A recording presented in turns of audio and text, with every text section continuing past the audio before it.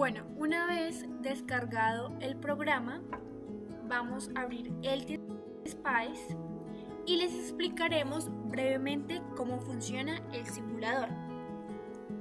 Lo primero que vamos a ver es un menú superior en el Spice y les vamos a explicar para qué sirve cada parte. Cuando abrimos el programa, en la parte superior encontraremos una barra con varias pestañas que nos permiten controlar todo el entorno de simulación. En esta barra vamos a ver opciones como File para crear un nuevo archivo, guardar, abrir simulaciones anteriores, etc. Vamos a ver una opción de View, que aquí controlaremos cómo se ve la interfaz, por ejemplo, mostrar o ocultar ciertas ventanas. Acá están Tools, que son las configuraciones donde se tienen funciones extra como el editor de modelos Spice. Y está la ayuda, que por supuesto aquí encontramos la documentación y ayuda por si tenemos diferentes dudas. Bueno, ya en la parte inferior veremos un menú en donde encontraremos los settings, que son las configuraciones. Aquí podemos configurar absolutamente todo el programa, ya sea poner en marcha las ondas, poner el fondo de pantalla del color o la forma que queramos.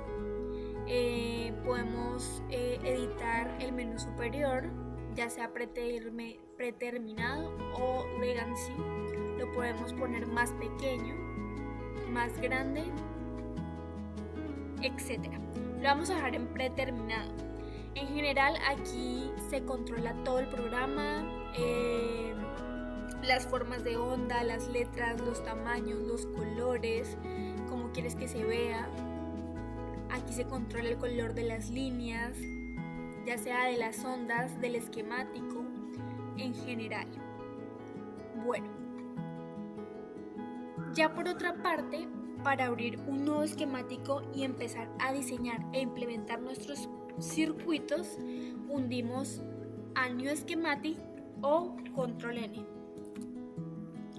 Allí se activará toda la barra de componentes del menú superior, ya sea para abrir una nueva carpeta con Control O, para guardar nuestro esquemático es Control C, para imprimirlo Control P, y para abrir el análisis o la condición en la que queremos simular nuestro circuito es mayúscula A.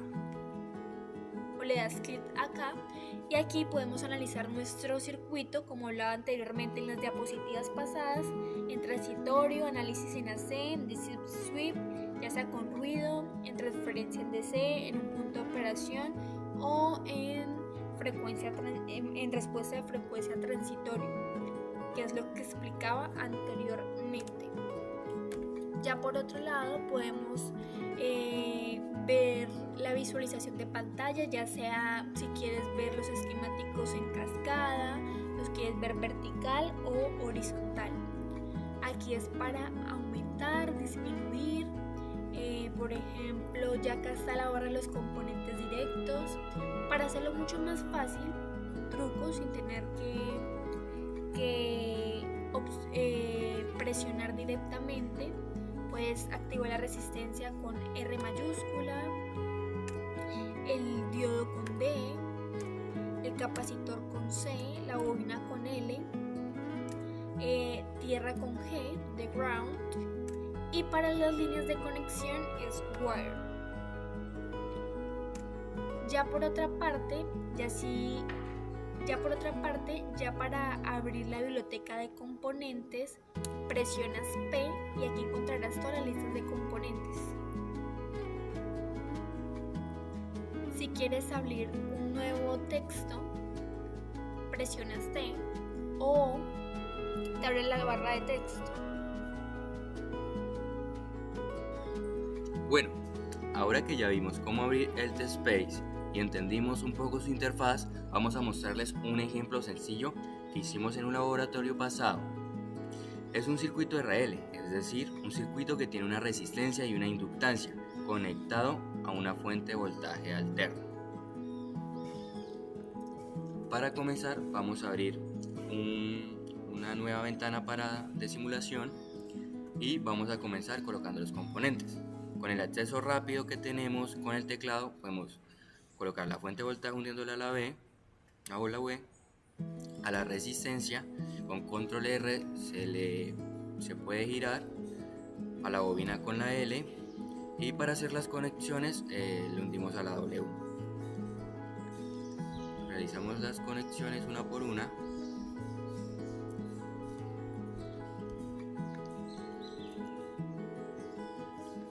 Y por último colocamos cierre.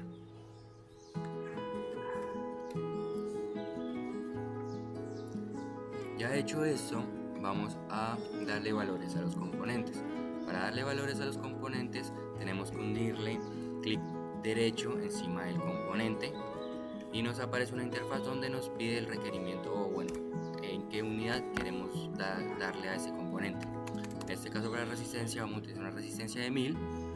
Para la bobina vamos a utilizar 1 milihenrio.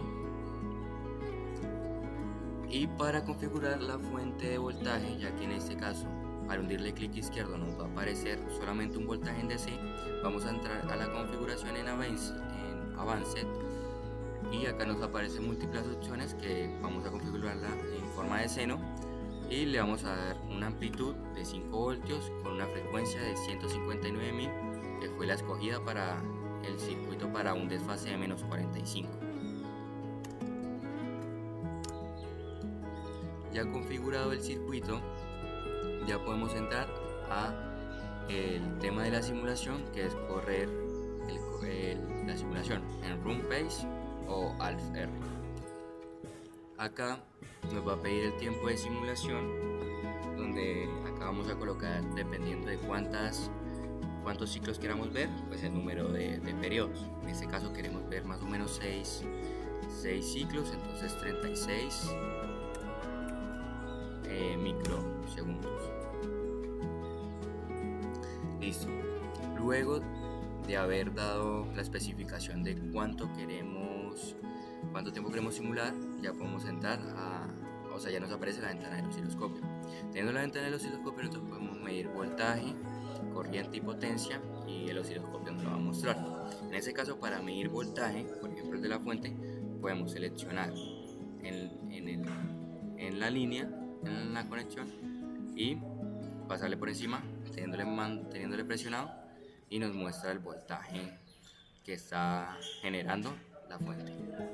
Ahora, para medir corriente solamente tenemos que colocar el cursor y nos va a aparecer como si estuviera algo, o sea, una señal pasando, una flecha pasando por una lupa, y solamente hay que hundirle clic izquierdo y nos aparece la corriente. Ahora, para medir la potencia tenemos que hundirle ALF y nos aparece el termómetro, y solamente clic izquierdo y también nos aparece el formato de potencia.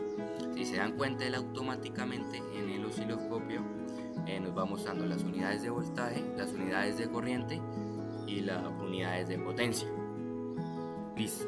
Ahora, ya he enseñado cómo medir voltaje y corriente, vamos a hacer la comparación entre cómo se nos muestra la simulación en el TestSpace y Simulink.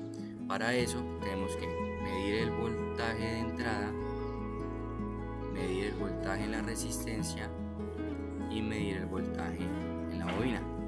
Para eliminar elementos que no queremos que se observen, solamente los mantenemos presionados y los arrastramos afuera y se quitan. Listo. Ahora, ya teniendo ya la simulación hecha, medimos el voltaje en cada uno de los componentes para poder compararlo con otro simulador, Simulink, con esta simulación que tenemos en el TestSpace. Como se muestra en la gráfica, el voltaje en la bobina BL se adelanta más 45 grados respecto al voltaje inicial, voltaje en el nodo 001, mientras que el voltaje en la resistencia, que es el voltaje del nodo 1 al nodo 2, está en fase con la corriente. Esto concuerda con la teoría donde la inductancia provoca un desfase positivo en el voltaje Las mediciones experimentales validan el análisis teórico y la simulación. Bueno, ahora vamos a hablar un momento sobre algo demasiado importante, la diferencia entre los resultados que obtuvimos al simular el TestSpice frente a los que obtuvimos al simular en Simulink. Por ejemplo, en nuestro caso, cuando simulamos un circuito de regla en Simulink, tuvimos que armar el modelo por bloques, configurar fuentes, scoops, resistencias e inductores como bloques separados. Eso toma más tiempo y requiere mucho más pasos para algo que en el TestSpice se puede hacer en segundos. En cambio, el TestSpice está diseñado específicamente para simular circuitos eléctricos, solo que hay que arrastrar los componentes, conectarlos, definir los valores y ya podemos correr la simulación. Además, algo que personalmente me parece clave es que el TestSpice representa el circuito exactamente como lo dibujaríamos en papel. Eso lo hace mucho más intuitivo, especialmente para nosotros como estudiantes, porque vemos el circuito tal como lo entenderíamos desde la teoría. Y en cuanto a los resultados de las gráficas, en el TestSpice son más limpias, se pueden comparar, variar señales al mismo tiempo, medir directamente voltajes, corrientes, tiempos de cruce, amplitudes, todo de forma directa con el cursor. En Simulink eso requiere más configuración, scoops adicionales e incluso a veces programar bloques personalizados.